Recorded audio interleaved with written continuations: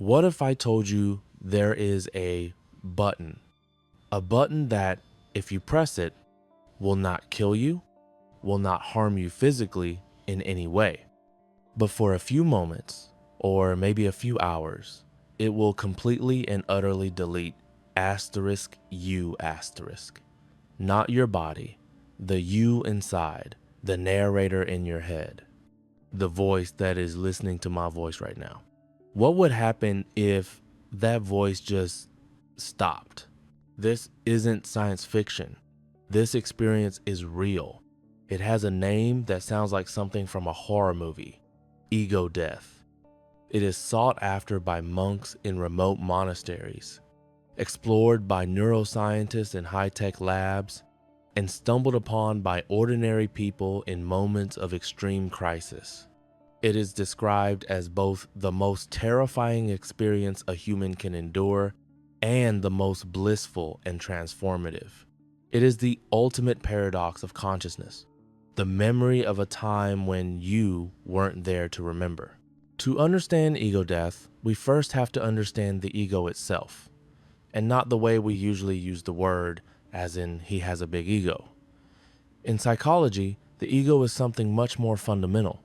Think of it as the CEO of your mind. It's the manager, the storyteller. It's the part of you that creates a coherent narrative out of the chaos of your sensations, memories, and desires. It's the part that says, I am hungry. I am afraid of spiders. I remember my 5th birthday. The ego is the border guard of your consciousness. It draws a thick, firm line between me and not me. This chair is not me. That person is not me. The universe is not me. This boundary is crucial for survival. It allows you to navigate the world as a distinct, separate entity. But what happens when that border guard leaves his post? Modern neuroscience has even found the ego's possible physical address in the brain. It's called the default mode network, or DMN. This is the network of brain regions that becomes active when you are not focused on the outside world. When you are daydreaming, worrying about the future, or ruminating about the past. It is, quite literally, the part of the brain that tells the story of you. It maintains your sense of self. Scientists have discovered that in 2 specific states, deep meditation and under the influence of psychedelic compounds like psilocybin, the activity in this default mode network dramatically decreases. The CEO is suddenly offline. The border guard has vanished, and the gates of perception are thrown wide open. But this is not a new discovery. Humanity has been intentionally trying to press this button for thousands of years, long before we had MRI machines or chemical labs. This quest to dissolve the self is at the heart of countless mystical and spiritual traditions. In the East, Buddhist monks practice vipassana meditation, a rigorous training of the mind designed to deconstruct the illusion of a permanent self, to see firsthand that the I is just a fleeting collection of thoughts and sensations. Their goal is nirvana, the ultimate extinguishing of the flame of the ego. In the Americas, indigenous shamans have used psychoactive plants like ayahuasca and peyote for centuries, not for recreation, but as a sacred technology. They called it a journey to the spirit world, a way to dissolve the boundary between the individual and the cosmic whole, to communicate with nature and the gods. Even in ancient Greece, the intellectual cradle of Western civilization, the most revered religious ceremony was the Eleusinian Mysteries. Great thinkers like Plato and Aristotle would participate in a secret ritual where they would drink a psychoactive brew called the kykeon. What they experienced was kept secret under penalty of death, but their writings are filled with hints of a profound, transformative vision, a glimpse of an eternal reality beyond their individual selves. They were all, in their own ways, hacking their default mode network. They were all chasing the ghost of ego death. And this is where ego death begins. People who experience it describe it in shockingly similar terms, whether they are a monk, a Silicon Valley programmer, or a patient in a clinical trial. First, the boundary between self and world begins to dissolve. The feeling of being a driver inside your body disappears. The sense of I starts to feel like an illusion. You no longer feel like a drop of water in the ocean. You feel like you times are times the entire ocean. Time loses its meaning. Past, present, and future merge into a single, eternal now. The story of your life, with its triumphs and failures, feels like a book you once read, but it's no longer about you. You are connected to everything: the light, the sound, the universe itself. You are not times and times the universe. You times are times the universe, experiencing itself. For many, this is a state of profound cosmic bliss, a feeling of coming home. Asterisk, asterisk. Slide 6. Kontrastny ужасающий образ. Тот же человек силуэт, но теперь он не растворяется, а распадается, как разбитая статуя. Он в ужасе пытается собрать свои куски, но они превращаются в пыль. Фон холодная, бесконечная пустота.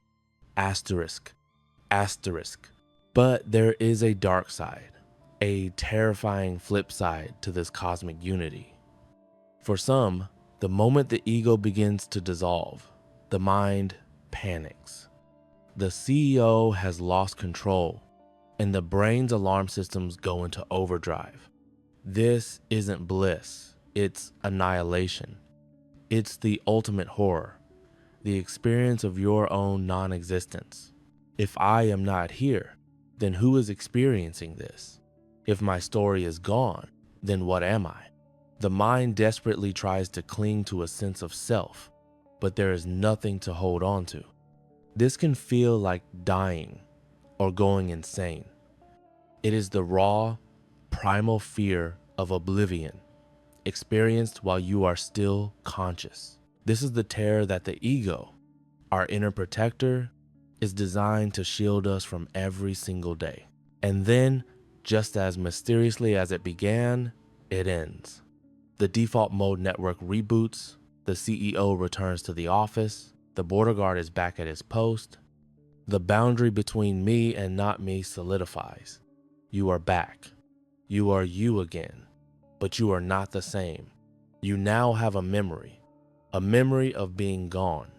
And this is the ultimate paradox. Who or what remembers the absence of the self? If the I was truly gone, who is the witness that can report back on that emptiness? This is a question that stumps philosophers and neuroscientists alike. It suggests that underlying our personal narrative ego, there may be a deeper, more fundamental layer of consciousness, a silent observer that exists even when the storyteller is gone. Why is this experience so intense? And why is our ego so desperate to hold on? From an evolutionary perspective, the ego is our greatest survival tool. For our ancestors on the savannah, a strong sense of self was critical.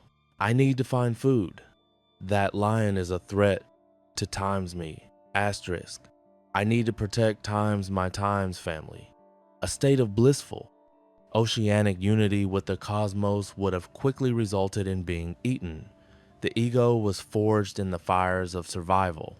But in the modern world, this powerful tool has become hypertrophied. It's overgrown. Our ego is no longer just concerned with physical survival. It is obsessed with our social survival. What do they think of times me, asterisk? Asterisk my times career. Asterisk my times online followers. Asterisk my times political identity. The storyteller in our head never shuts up. It constantly ruminates about the past and worries about the future. This overactive ego is what modern psychology identifies as the root of so much of our anxiety and depression. It's a survival tool that has started to poison us. The psychologist Carl Jung had a name for the parts of ourselves that the ego rejects: the shadow. All the fears, desires, and traumas that don't fit into our tidy life story are pushed down into the unconscious. But they don't disappear. During ego death, when the CEO is gone, the doors to the basement are thrown open. The shadow emerges. This is why the experience can be so terrifying. It forces you to confront everything you have suppressed: your deepest fears, your hidden shames, your primal instincts. It's a battle with your own personal demons. But according to Jung, integrating this shadow, accepting it as part of you, is the only way to become a whole, healthy individual. The terror of ego death can be a form of radical, compressed therapy. It forces you to make peace with the monster in your own basement. So why would anyone risk this terrifying experience? Because the afterglow of ego death can be profoundly therapeutic. Studies at institutions like Johns Hopkins and Imperial College London have shown that a single, controlled psychedelic experience leading to ego death can have incredible, lasting benefits. It seems to act as a reset button for the brain. The rigid, repetitive, anxious thought patterns maintained by our ego are wiped clean. It's like shaking a snow globe. When the snow settles, it forms a new, fresh landscape. Patients with severe depression, anxiety, and PTSD report feeling rebooted. Their obsessive story about their own suffering was silenced, allowing them to write a new, more hopeful one. They didn't lose themselves, they found a better version. This reveals the true nature of the ego. It is not an enemy to be killed.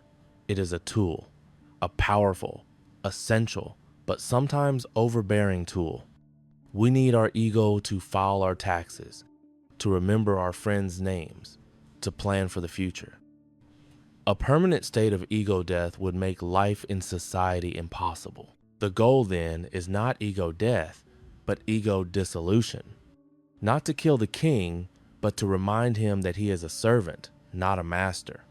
It's the ability to temporarily step outside the prison of your own story, to see the world without the filter of me, and then to return with a new perspective. It's the difference between being a character in a story and realizing you are also the author. The paradox of ego death leaves us with a profound and liberating truth. The you that you cherish, the story you tell yourself every day, is both incredibly important and, ultimately, an illusion. It is a construct of your mind, a useful fiction.